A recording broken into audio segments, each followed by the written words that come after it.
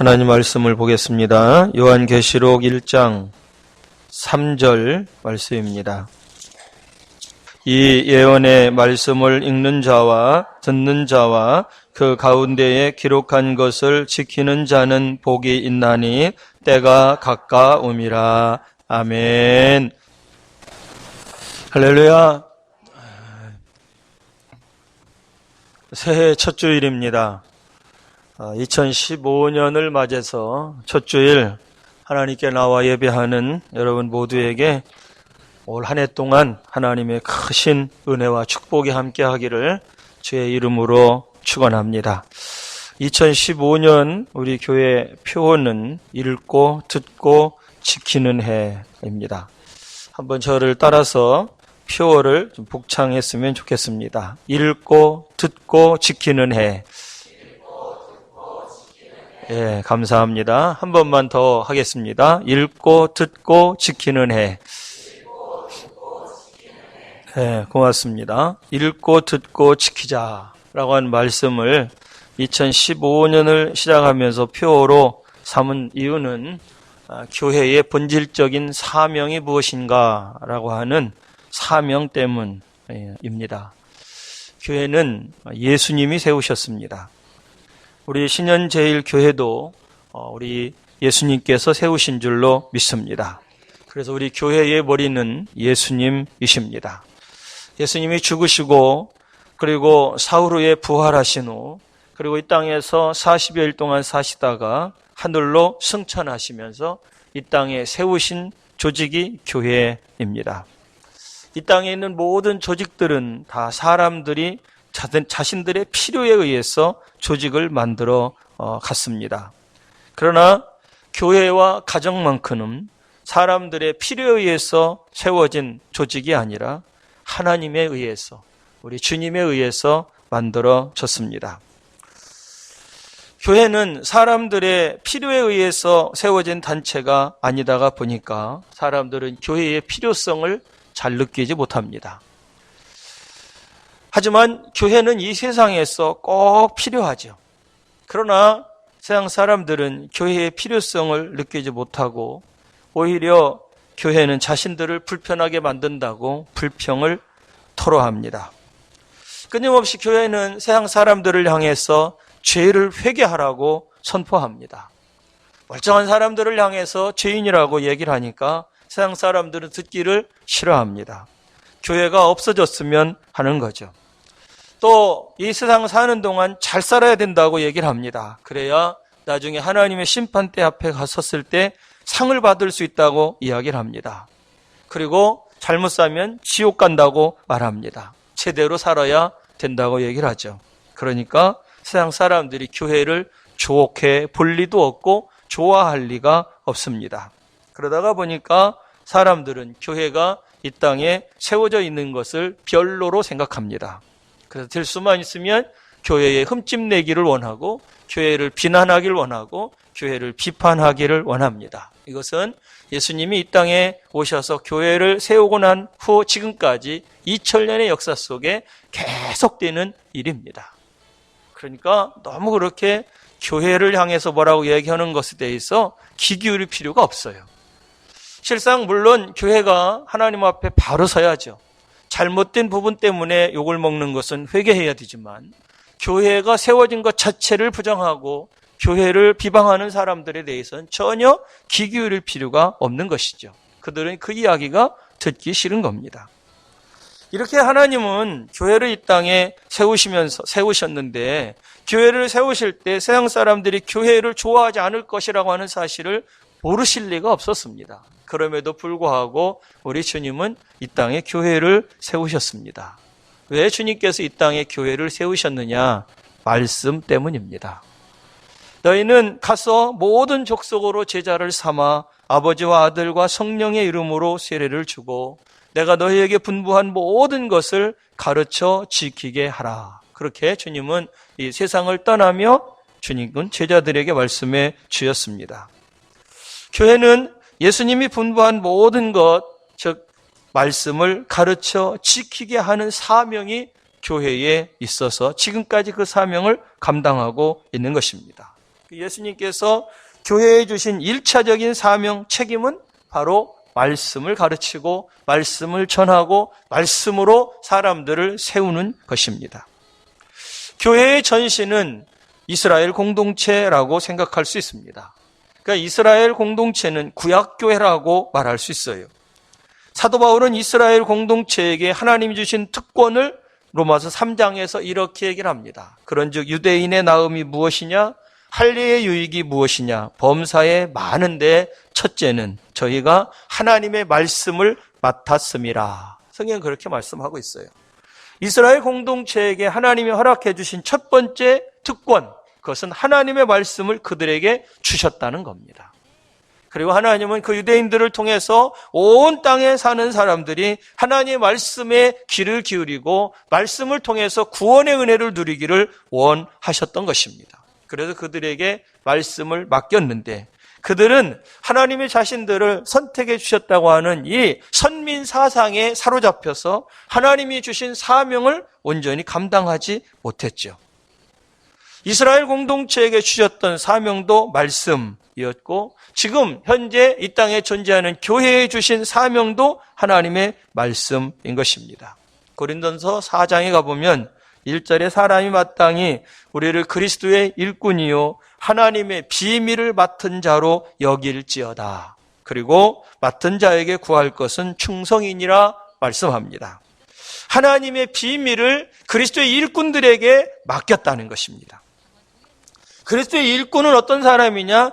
하나님의 비밀을 맡은 자라는 것입니다. 이 하나님의 비밀이 무엇이냐? 우리 인생들을 향한 하나님의 구원 계획이 하나님의 비밀이에요.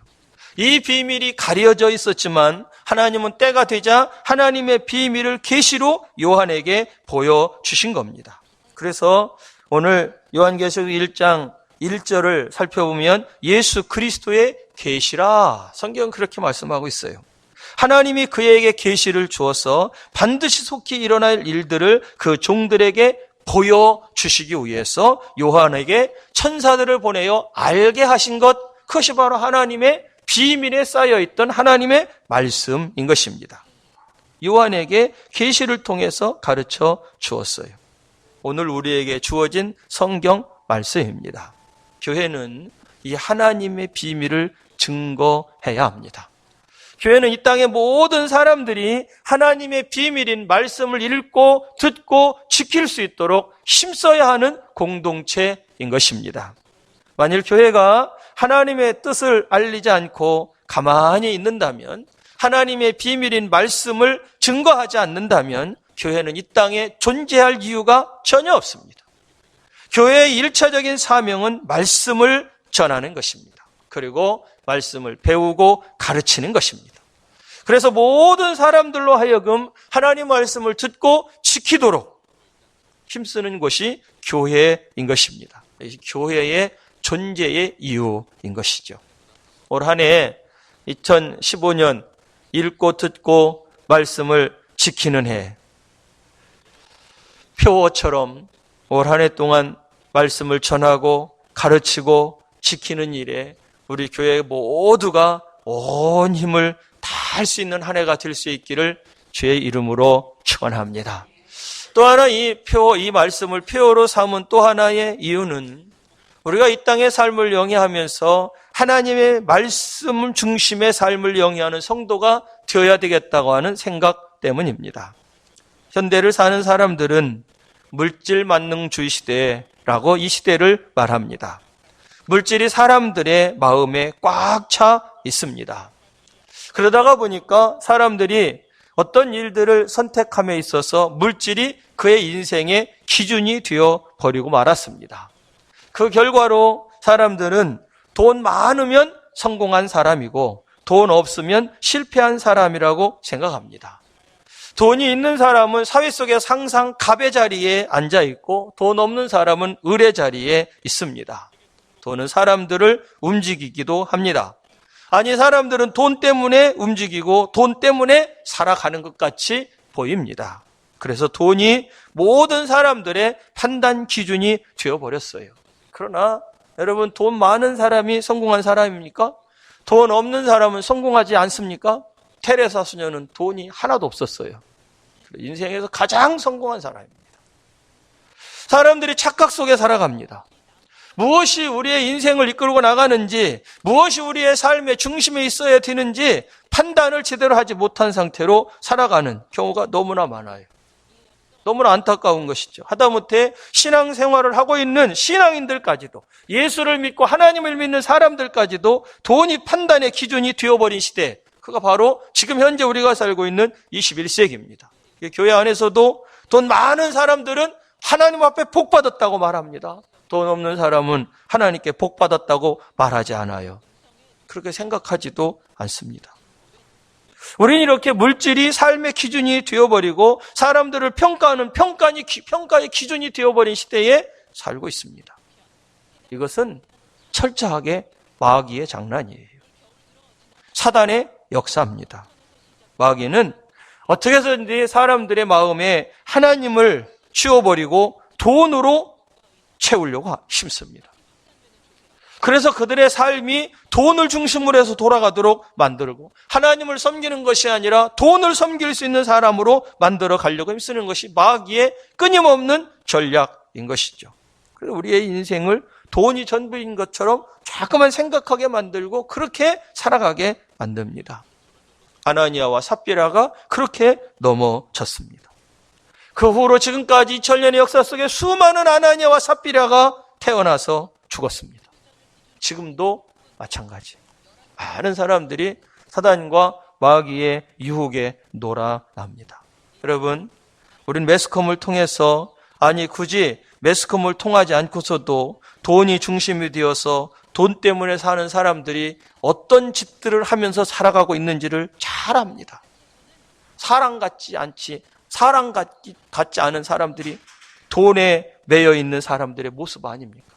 얼마나 많은 사람들이 돈의 노예가 되어서 자기의 이 인격을 다 버리고 살아가는지 모릅니다. 돈이 우리의 삶의 기준이 될 수가 없어요. 그런데도 자꾸만 돈은 우리를 유혹하고 많은 사람들이 돈에 넘어갑니다.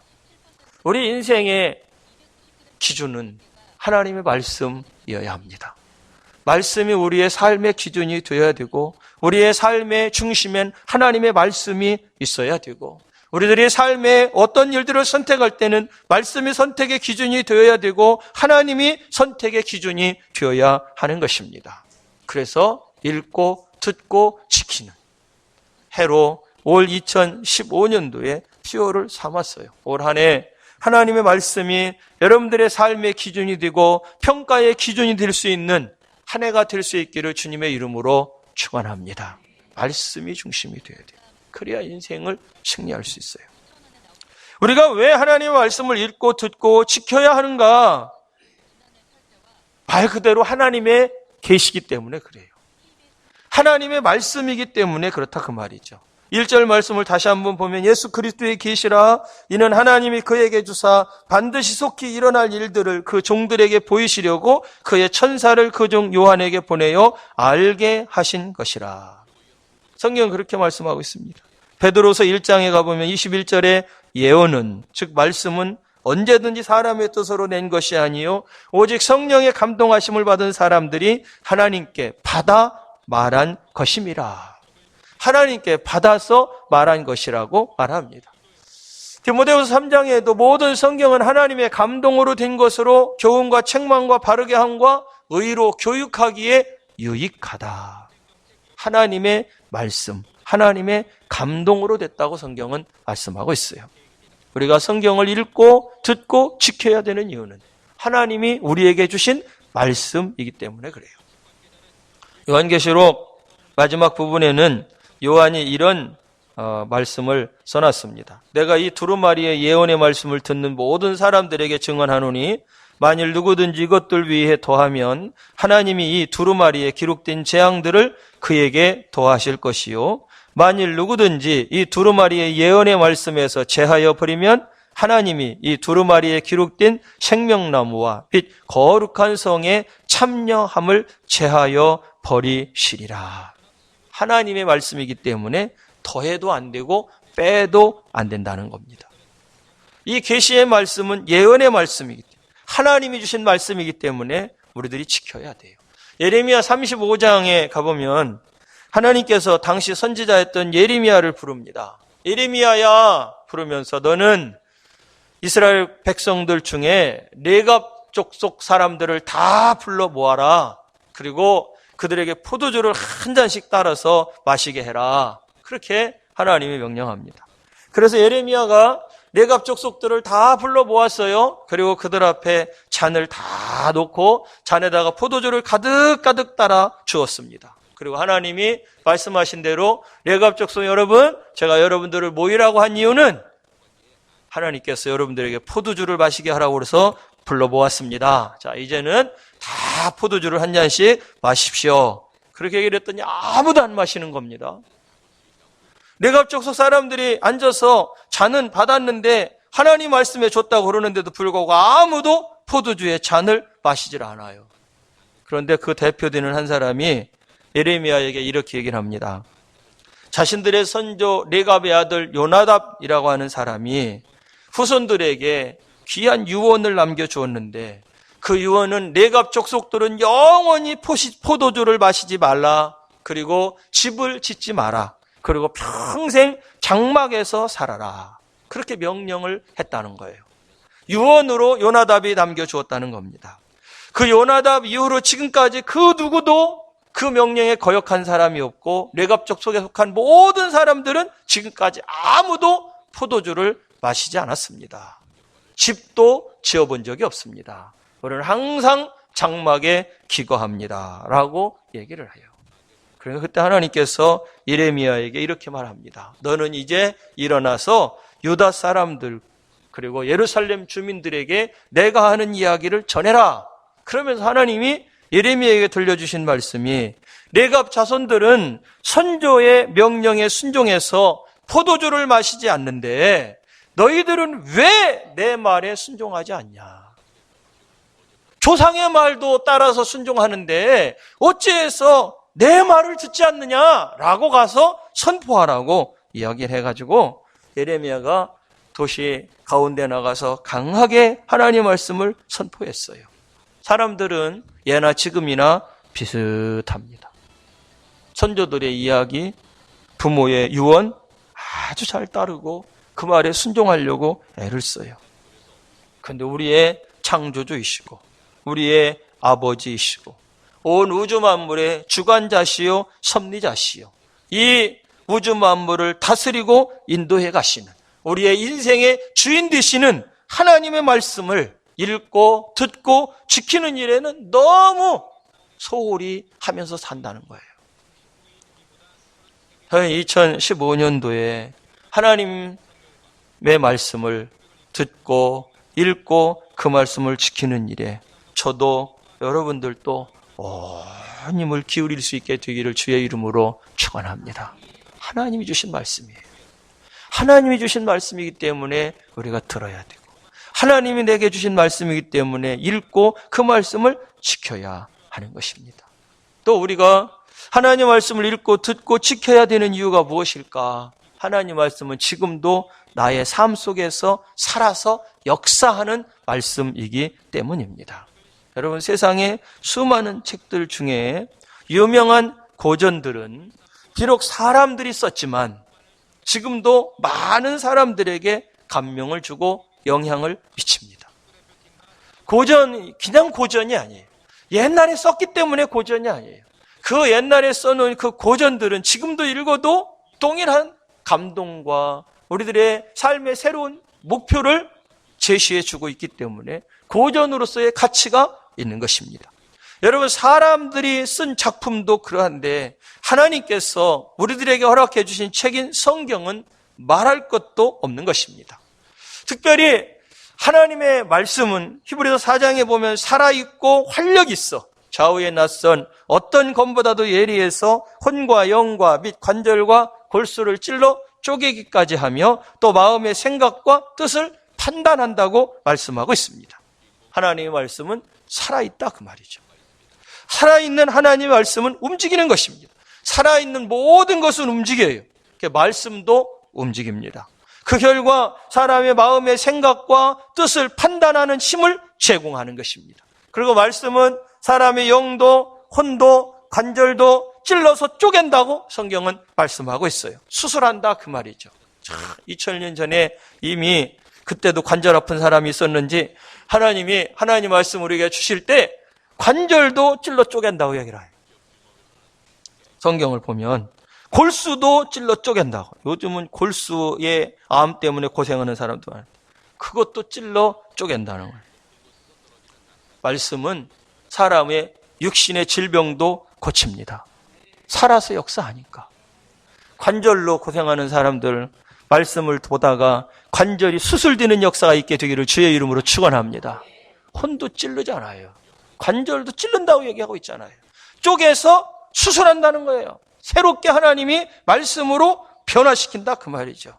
그러니까 하나님의 말씀을 살아서 움직여서 우리의 영도, 혼도, 관절도, 골수도 새롭게 만드는 능력 있는 말씀을 우리들이 읽고 듣고 지키는 일에 온 힘을 기울이는 신앙인이 되어야 될 줄로 믿습니다.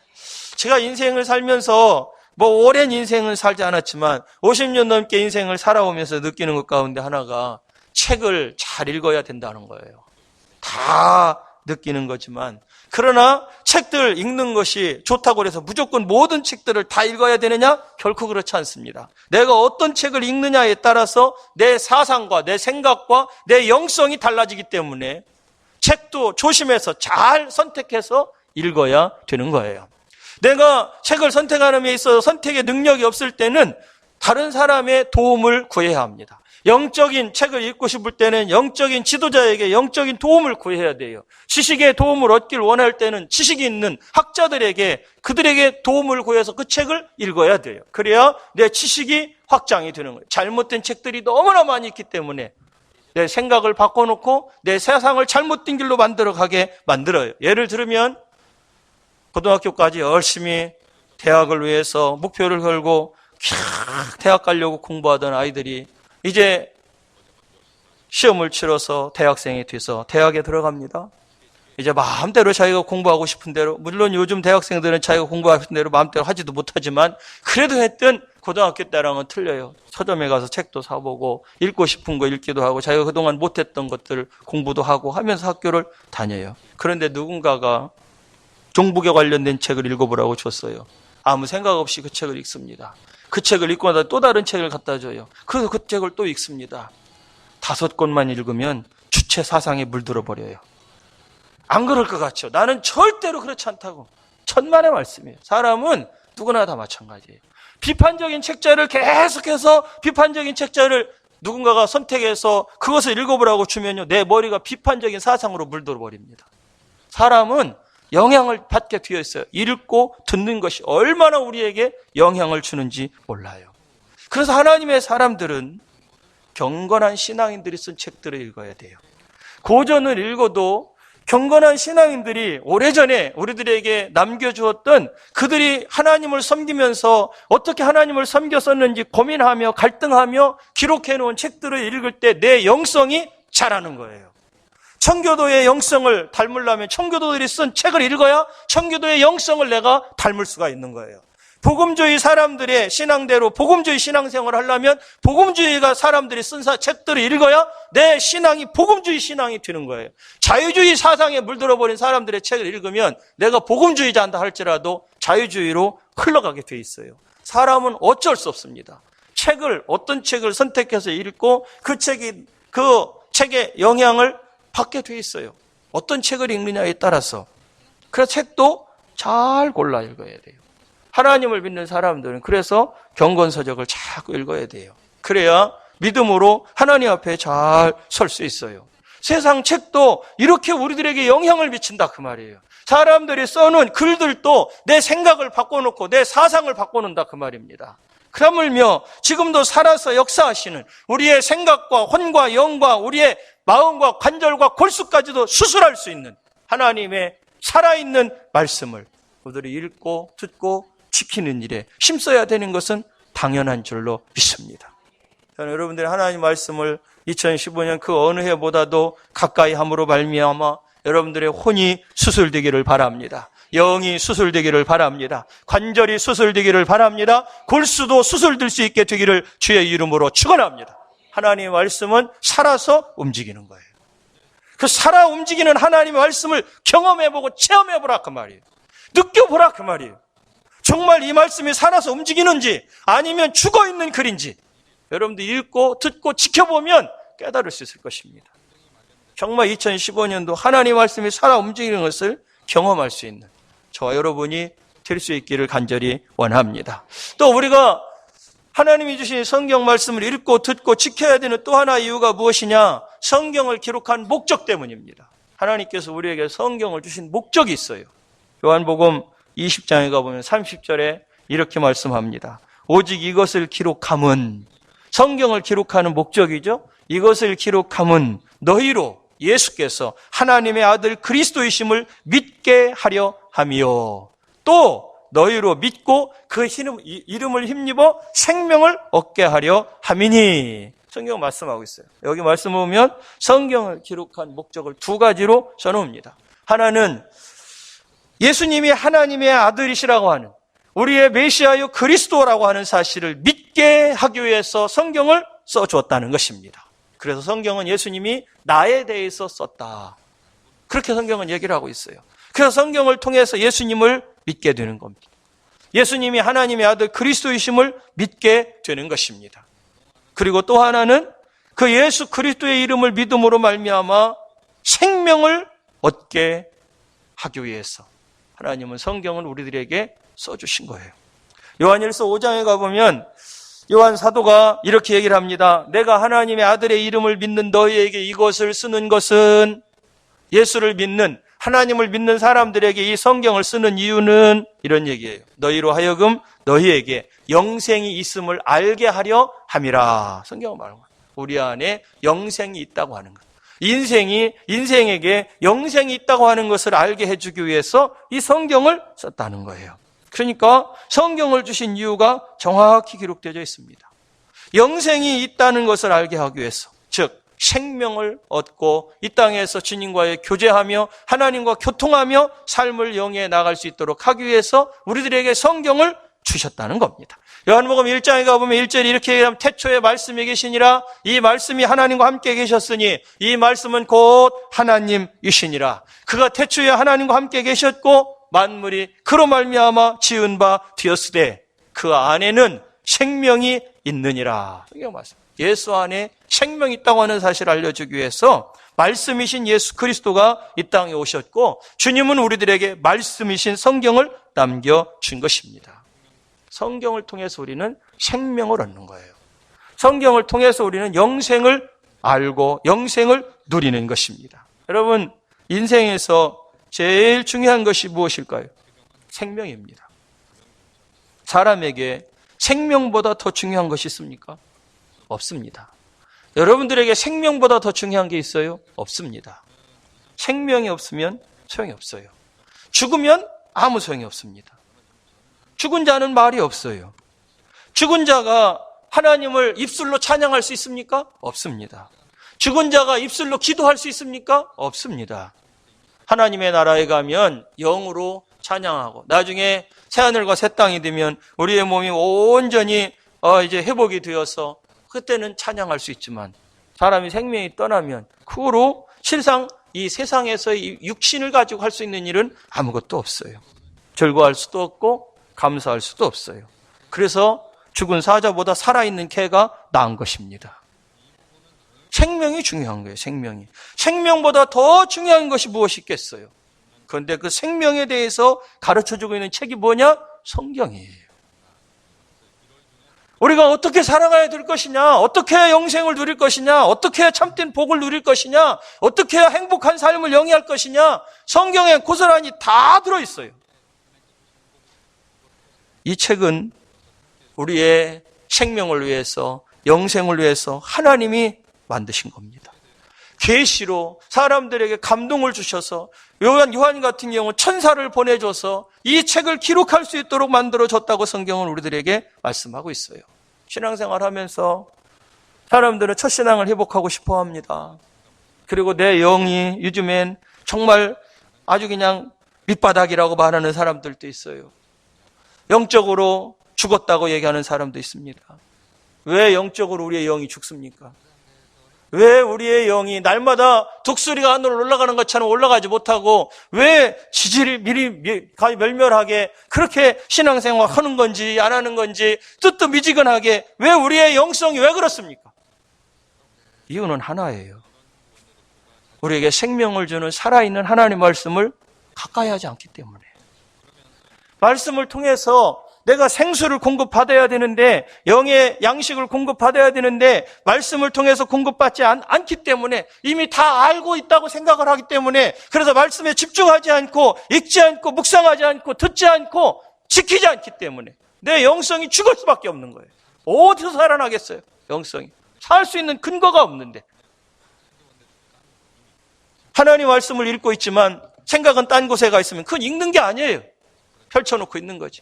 말씀을 묵상한다고 앉아있지만 묵상한다고 말씀에 집중하지 않냐고 한 번 그냥 쭉 읽어보고 오늘 말씀 묵상했네 라고 생각하기 때문에 내 영성이 성장하지 않는다 그 말이에요. 진짜 그 말씀 묵상을 하기 위해서 말씀을 펴놓고 하나님의 소리에 귀를 기울이며 하나님의 음성을 들어야 내 영성이 살아나는데 우리는 너무나 바쁘다가 보니까 그냥 대충 묵상도 때우고 성경 읽는 것도 때우고 그렇게 신앙생활을 한다 그 말이에요. 그리고 입으로는 얘기해 내 영이 죽었다고. 당연한 것입니다. 죽을 수밖에 없어요.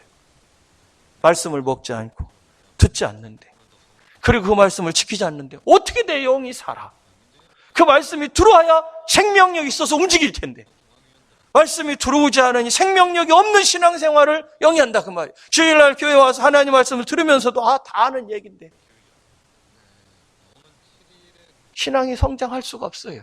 믿음이 자랄 수가 없어요. 영성이 살아 움직일 수가 없어요. 여러분 인생의 가장 큰 복이 무엇입니까? 영원한 생명, 영생을 얻어 누리는 거예요. 영생을 얻어 누리면서 날마다 뜨거운 하나님과의 깊은 영적인 교제를 누리며 살아가려면 하나님 우리에게 영생을 알게 하기 위해서 있다는 것을 알게 하게 주신 하나님의 말씀인 이 말씀을 읽고 듣고 지킬 때에 우리의 생명이 살아 숨쉬는 역사가 나타나게 될 줄로 믿습니다. 기도도 해야죠. 그러나 그에 앞서서 말씀이 내 생명을, 내 영성을, 나의 이 영혼을 살린다고 하는 사실을 다시 한번 여러분 기억하며 말씀에 집중하는 한 해가 될 수 있기를 주의 이름으로 부탁합니다. 사랑하는 성도 여러분, 하나님은 우리들에게 약속의 말씀을 주고 있어요. 이 예언의 말씀을 읽는 자와 듣는 자, 그리고 그 말씀을 지키는 자는 복이 있다는 것입니다. 2015년 하나님이 우리에게 계시해 주신 말씀을 읽고 듣고 지킴으로 말미암아 큰 하나님의 복을 경험하는 저와 여러분이 될 수 있기를 주의 이름으로 축원합니다. 기도하겠습니다. 하나님 아버지 감사합니다. 우리를 사랑하셔서 구원해 주시고 우리의 영을 깨워주셔서 영생이 축복을 누리게 해주신 주님을 찬양합니다. 우리의 영과 혼과 관절과 골수를 찔러 쪼개는 말씀 또한 우리에게 허락해 주셔서 감사합니다.